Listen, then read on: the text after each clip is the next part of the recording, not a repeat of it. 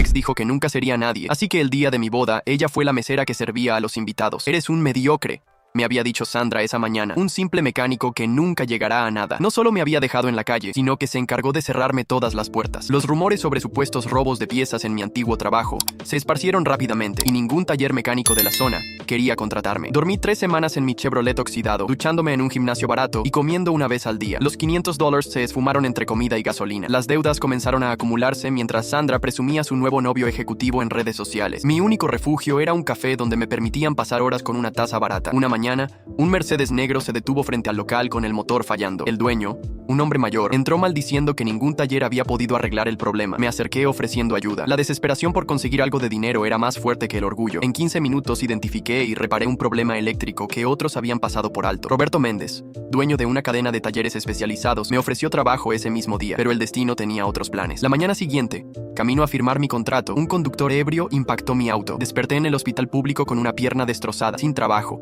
sin auto y con una deuda médica de $15,000. Desde la cama del hospital, con tornillos en la pierna y dolores que los analgésicos apenas calmaban, veía las fotos de Sandra en Dubái con su nuevo novio. Mientras yo calculaba cómo pagaría los medicamentos, ella presumía cenas en restaurantes exclusivos y hoteles de lujo. Roberto apareció en el hospital una semana después. No podía mantener el puesto vacante durante mi recuperación, pero me ofreció algo mejor. Si lograba certificarme como especialista en sistemas eléctricos de vehículos de lujo, tendría trabajo en su taller principal con un salario 3 veces mayor. Vendí mi celular para comprar manuales técnicos. Las enfermeras, conmovidas por mi situación, me dejaban estudiar bajo la luz del pasillo después del horario de visitas. Entre puntos de sutura y dolorosas sesiones de fisioterapia, memorizaba diagramas eléctricos y sistemas de inyección. Sandra apareció en el hospital 2 semanas después, no para verme, sino para presumir su anillo de compromiso. La vi desde lejos, riendo con sus amigas mientras señalaba mi habitación. Su risa resonó por el pasillo. ¿Ven?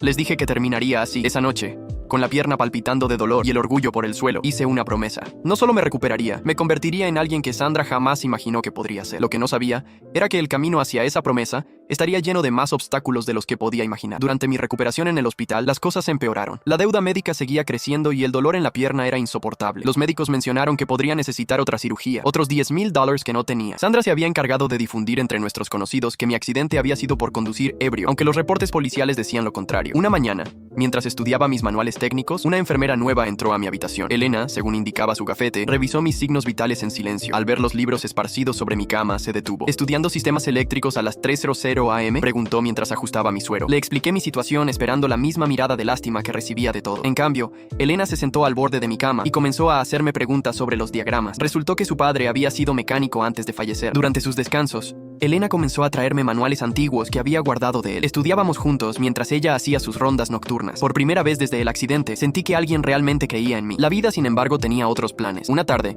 Roberto apareció con noticias devastadoras. Su taller principal había sufrido pérdidas significativas. El puesto que me había prometido ya no existía. Tendría que empezar desde abajo con un salario mínimo si quería una oportunidad. Esa misma noche, Sandra apareció en mi habitación. No venía sola. Su prometido ejecutivo quería conocer al perdedor del que tanto le había hablado. Los vi desde mi cama, ella colgada de su brazo, ambos vestidos como si fueran a una gala. Vine a decirte que nos casamos el próximo mes, anunció Sandra con una sonrisa maliciosa. Pensé que deberías saberlo, ya que alguna vez creíste que tendrías una oportunidad conmigo. Su prometido, un hombre que aparentaba 10 años más que ella, me miró con una mezcla de lástima y desprecio. Sandra me contó sobre tus problemas, dijo sacando su billetera. Quizás esto ayude con tus deudas. Dejó $200 sobre mi mesa de noche. Elena entró justo en ese momento sin decir palabra. Tomó el dinero y se lo devolvió al prometido de Sandra. El paciente necesita descansar, dijo con una firmeza que me sorprendió. Y creo que ustedes necesitan encontrar algo mejor que hacer que atormentar a alguien en recuperación. Después de que se fueron, Elena se quedó conmigo hasta el amanecer ayudándome a estudiar. Mi padre siempre decía que el verdadero carácter de una persona se muestra en sus peores momentos. Y tú, a pesar de todo, sigues luchando. Lo que no sabíamos era que esa noche marcaría el comienzo de un cambio radical en nuestras vidas. Sandra y su prometido acababan de cometer un error que transformaría completamente el juego, aunque tardaría meses en revelarse. Elena se convirtió en mi pilar durante la recuperación, y aunque el dolor era insoportable, cada noche estudiábamos juntos bajo la tenue luz del pasillo del hospital. Pasaron meses antes de que pudiera sostenerme en pie sin ayuda, y aunque mi cuerpo sanaba lentamente, mi mente ardía con el deseo de salir adelante. Con la pierna aún resentida y sin un centavo en el bolsillo, logré obtener mi certificación en sistemas eléctricos de vehículos de lujo. Fue una batalla cuesta arriba. Vendí lo poco que tenía y trabajé arreglando autos en estacionamientos por dinero suelto, pero cada centavo fue destinado a la certificación. Un día, Mientras terminaba los trámites, un empresario que había sido paciente en el hospital me reconoció. Se llamaba Esteban Montero, dueño de una exclusiva empresa de restauración de autos clásicos, y había escuchado mi historia gracias a Elena. Intrigado por mi determinación, me ofreció un empleo temporal, nada lujoso, pero con la posibilidad de demostrar mi talento. Acepté sin pensarlo, aunque la sombra de Sandra y su nuevo esposo aún se cernía sobre mi vida. No tardé en descubrir que ellos, de alguna forma, habían sabido de mi progreso. Sandra, aún con esa sonrisa cruel, dejó comentarios sarcásticos en redes sociales insinuando que no tardaría en fracasar nuevamente. Pero lo peor vino cuando, un mes después de haber empezado a trabajar con Esteban, recibí un aviso de que alguien había intentado difamarme ante él. Se rumoreaba que había robado herramientas y piezas de autos de la empresa, una acusación sin pruebas, pero lo suficientemente dañina como para hacer dudar a algunos. No tardé en unir las piezas. Sandra y su esposo estaban detrás. Con su influencia y contactos, intentaban cerrarme una vez más todas las puertas. Sin embargo, esta vez no era el hombre derrotado que dormía en un Chevrolet oxidado. Esta vez tenía aliados. Elena, con su astucia y determinación, reunió pruebas de que las acusaciones eran falsas. Un compañero del hospital escuchó una conversación entre Sandra y una de sus amigas, donde se jactaban de haber lanzado rumores para darle una lección a ese mecánico fracasado. Confronté a Esteban con las pruebas y, lejos de dudar de mí, duplicó su confianza en mi trabajo. Me dio acceso a proyectos más importantes y me permitió demostrar mis habilidades con un Aston Martin DB5 que había estado acumulando polvo en el taller sin que nadie pudiera repararlo. Durante semanas trabajé día y noche,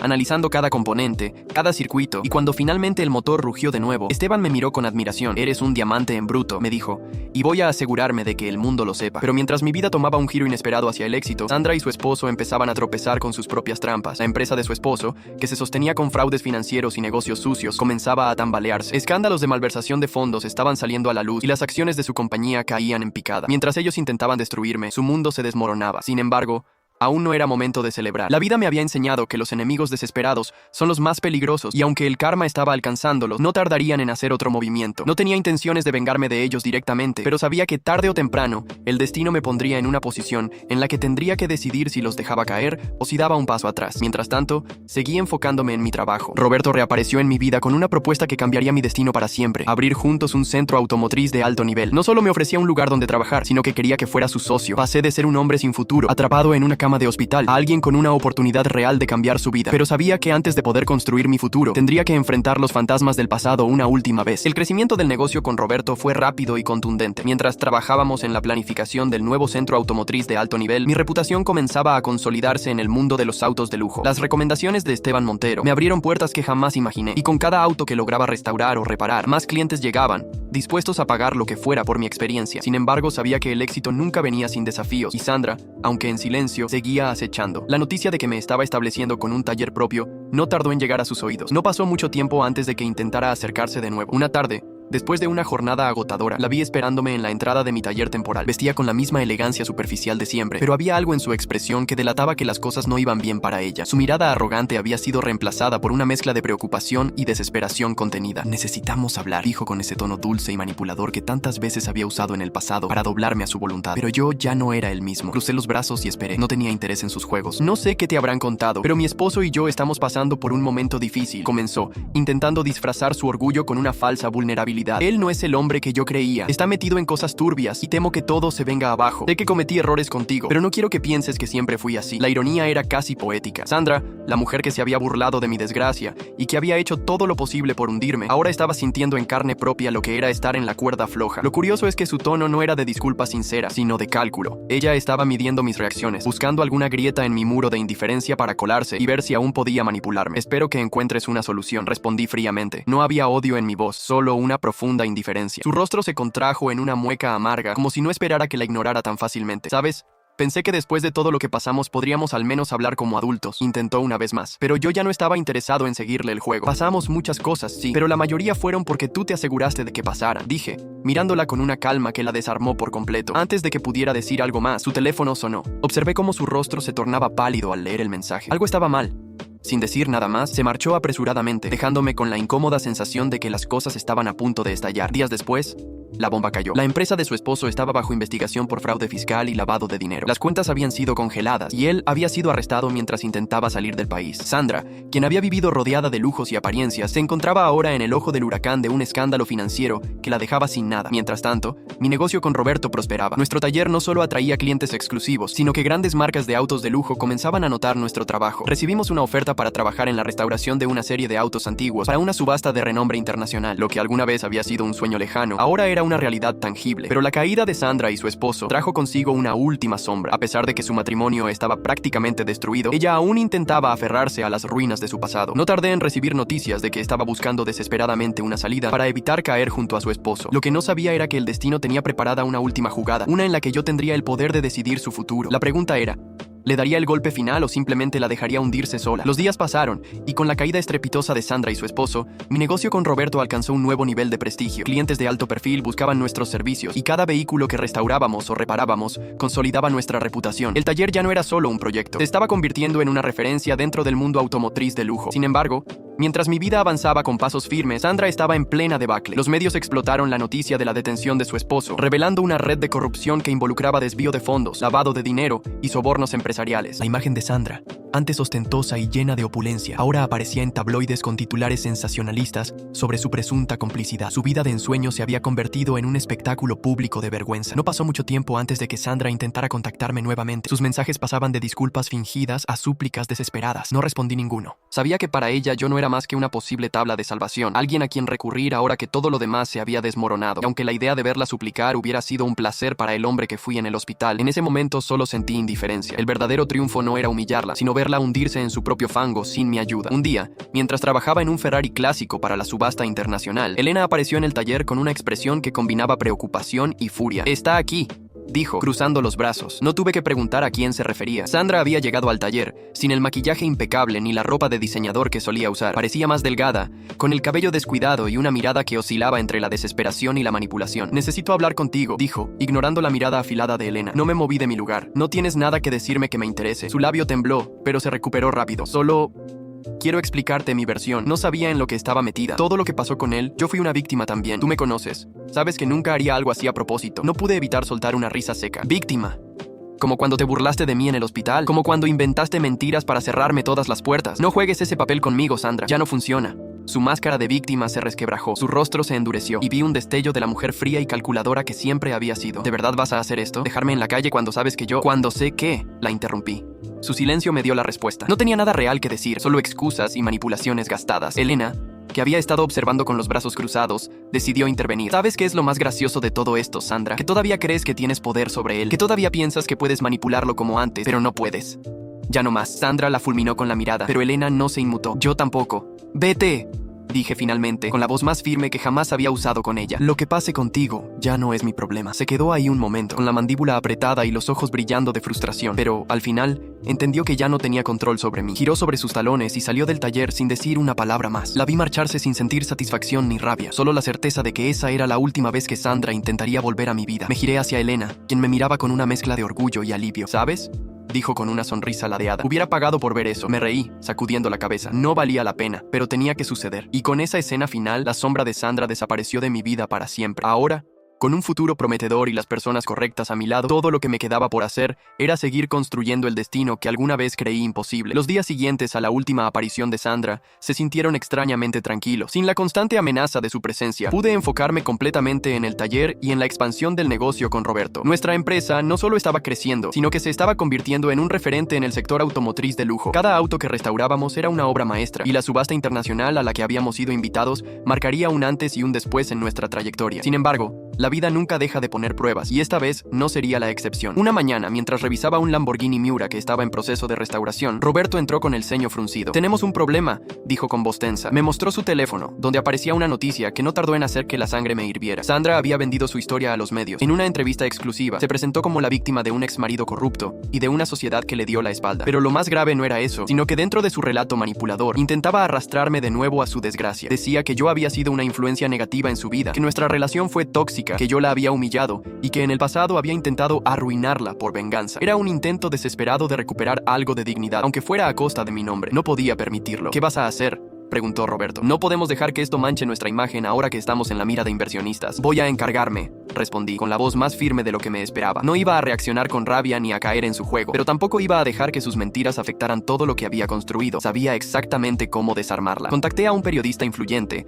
alguien que había seguido mi historia desde que empecé a ganar reconocimiento en el sector automotriz. Le proporcioné pruebas irrefutables de todo lo que Sandra había hecho en el pasado, desde los rumores falsos hasta su intento de sabotear mi carrera. También le di acceso a testimonios de personas que la conocían bien, incluidas algunas de sus antiguas amigas que la habían abandonado cuando su vida de lujo se vino abajo. Lo que sucedió después fue casi poético. Días después, un artículo devastador salió a la luz, desmintiendo cada una de sus afirmaciones y exponiendo sus mentiras con pruebas. La gente ya no veía a Sandra como una víctima, sino como lo que realmente era, una oportunista desesperada. La reacción pública fue brutal. En redes sociales, la destrozaron sin piedad. En foros y comentarios, la llamaban mentirosa, manipuladora, y le recordaban cada una de sus acciones del pasado. Pero lo peor para ella fue que esta vez nadie la defendió, ni siquiera su círculo social más cercano, que la había apoyado cuando aún tenía dinero. Fue entonces cuando comprendí que su ruina estaba completa, no porque la hubiera destruido directamente, sino porque ella misma cavó su propia tumba con cada mentira y cada traición. Mientras tanto, nuestro taller alcanzó un nuevo nivel de éxito. La subasta internacional fue un triunfo absoluto, y los autos que restauramos se vendieron por cifras exorbitantes, consolidando nuestra reputación en la industria. Pero lo más importante para mí no fue el dinero ni el reconocimiento, sino la sensación de haber dejado atrás el pasado de una vez por todas. Una noche, después de cerrar el taller, Elena y yo caminamos por la ciudad, disfrutando del aire fresco y del silencio después de meses de caos. ¿Cómo te sientes ahora que todo terminó?, preguntó, con esa mirada que siempre parecía ver más allá de las palabras. Libre, respondí sin dudar. Ella sonrió y tomó mi mano con naturalidad, como si siempre hubiera debido estar ahí. Y en ese momento, entendí que la verdadera venganza no era destruir a quienes me habían hecho daño, sino demostrarles que nunca me necesitaron para arruinarse. Solo tenían que ser ellos mismos. La caída de Sandra fue definitiva. Su imagen pública estaba completamente destruida. Sus antiguos amigos y contactos la abandonaron, y sin dinero ni influencias, se convirtió en un fantasma del mundo que antes la había venerado. Mientras tanto, mi vida avanzaba sin interrupciones. La subasta internacional nos abrió puertas inimaginables. Marcas prestigiosas comenzaron a contactarnos para proyectos de restauración y personalización de autos de lujo. Y en menos de un año, nuestro taller pasó de ser una promesa a un imperio en ascenso. Roberto y yo expandimos el negocio a otras ciudades, y nuestra reputación creció al punto de que algunos de los clientes más exclusivos del mundo querían trabajar con nosotros. Pero lo que realmente marcó la diferencia fue la satisfacción de haberlo logrado por mérito propio, no por venganza, no por demostrarle nada a nadie, sino por el puro deseo de ser el mejor en lo que hacía. Y en medio de todo ese crecimiento, Elena se convirtió en mi mayor apoyo. Su presencia dejó de ser solo un consuelo en los días difíciles y se transformó en una parte fundamental de mi vida. Habíamos compartido tantas noches de insomnio estudiando en el hospital, tantas conversaciones entre autos desarmados y tantas risas después de días agotadores, que cuando finalmente nos dimos cuenta de que lo nuestro era más que una amistad, fue como si siempre hubiera sido así. La relación con Elena floreció de manera natural, sin necesidad de promesas vacías ni grandilocuencia. Simplemente estábamos juntos, compartiendo el presente y construyendo un futuro. Pero incluso con todo lo que había cambiado, la vida tenía un último giro preparado para mí. Un año después de haber visto a Sandra por última vez, ocurrió algo inesperado. Era el día de la inauguración de nuestra nueva sede, un edificio moderno y elegante que representaba todo lo que había conseguido con esfuerzo y dedicación. Clientes importantes, empresarios y amigos cercanos asistieron al evento. Todo era celebración, éxito, reconocimiento. Y entonces, la vi. Sandra estaba ahí. No como invitada, no como parte del mundo de élite que solía frecuentar, sino como parte del servicio de catering. Vestida con un uniforme modesto, llevaba una bandeja con copas de vino, sirviendo a los mismos empresarios que alguna vez fueron sus aliados. La ironía era perfecta. Por un instante, nuestras miradas se cruzaron. Vi en sus ojos un destello de vergüenza, de humillación contenida, de impotencia. Pero por primera vez, no había rencor en mí ni deseo de venganza, solo la más pura indiferencia. No le debía nada, ni siquiera el reconocimiento de su existencia en mi nueva vida. Simplemente la ignoré y seguí adelante. Esa noche, mientras contemplaba la ciudad desde la terraza de nuestro nuevo edificio, Elena se acercó y me abrazó por la espalda. ¿En qué piensas?, preguntó con voz suave. En lo lejos que hemos llegado, respondí, sintiendo una paz absoluta. En cómo al final, la mejor venganza no fue destruir a nadie, sino simplemente ser feliz. Y con esa certeza, con el pasado enterrado y el futuro brillando frente a mí, entendí que había ganado. No porque Sandra hubiera caído, sino porque yo había aprendido a volar.